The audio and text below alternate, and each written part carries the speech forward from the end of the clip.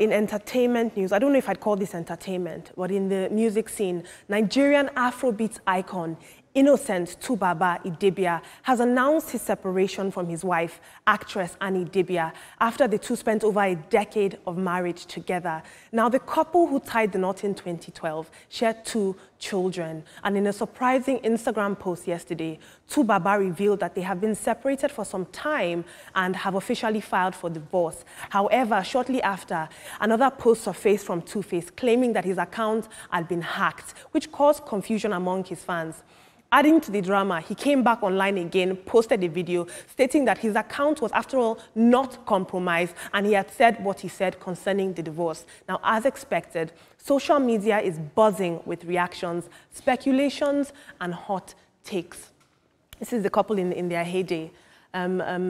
Celebrity media personality Toke Makinwa had this to say. She said, I think she's referring to Two-Face here. She says, "This is wrong on all levels, and you should be ashamed of yourself for bringing this here. Bring it on. If you think she's alone, let me tell you here that you have to fight all of us." I guess he didn't just marry Annie, he married Toke as well. Toon's Baby says, "This Two-Face and Annie thing just preaches one solid thing. There is absolutely no reward in suffering and enduring with a man. Some stories are different. It pays off." Chief Ene says, "I feel so bad for Annie. This is why you must not build your whole life around a man." Idibia says, "I don't feel bad for her. She saw the signs and stayed. As you lay your bed, you'll sleep there."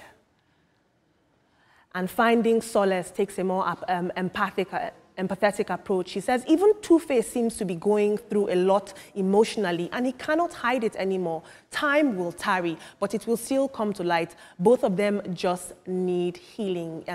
It's unfair that the lives of celebrities are sprawled open for all of us to see like this, but I guess that is the price that you pay for fame. In international news, Donald Trump has won a battle with Colombia after threatening a trade war when the country refused to accept deported migrants.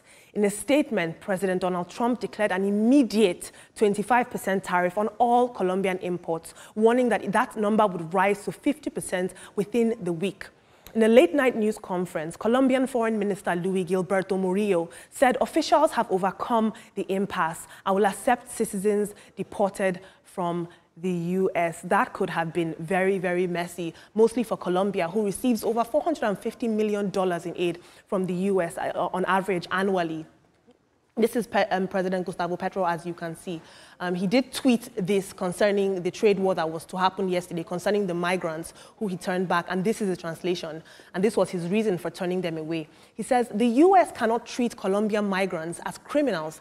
I deny the entry of American planes carrying Colombian migrants into our territory. The United States must establish a protocol for the dignified treatment of migrants before we receive them." A strong stance to take. Heather Mullins says, "Saying you don't want your own citizens back in your country dignifies them how?" Rob Phoenix says, "Maybe the U.S. shouldn't have destabilized and impoverished Colombia and the rest of Latin America for decades and created the immigration problem in the first place." These two, I'm happy that that has been sorted out. But I'm curious, Ibrahim and Veronica, which of these stories pique your interest? And especially, I want to know your take on the Two-Face and Annie situation, because that is what's trending right now, and that is my mandate here.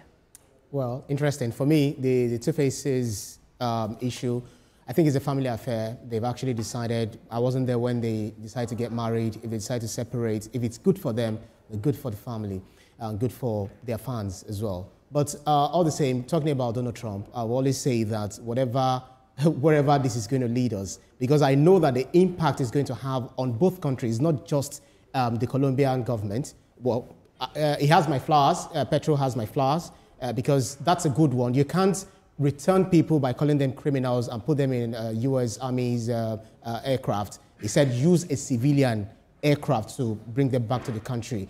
And then Colombia, it's going to affect economic sanctions. It's going to affect them when it comes to, exporting flowers and all of that. There's so much to talk about on all of this, but it's going to affect both countries, US and Colombia, and even Latin America as a whole, because investors will now be skeptical as to investing in some of these places, US and some other affected countries. Thank you, Ibrahim. Ms. Veronica? All right, for me, my interest is that of Annie and Two-Face Idibia.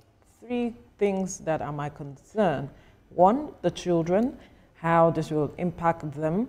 Two, the people involved. Annie, we already said there are issues around her and how it is that she needed to take a break. And now with all the effort she is putting, this is happening because some would say that what she became now is as a result of the several issues that she has been speaking about with regards to her family, her marriage to Two-Face and co. And thirdly, their extended families, how this is going to impact them as well. So I hope that in the course of this, if the story is true, there's been so many sides to the story, that everyone find healing at the end of the day. Thank you, Olamide, for bringing us these stories on Trending Now.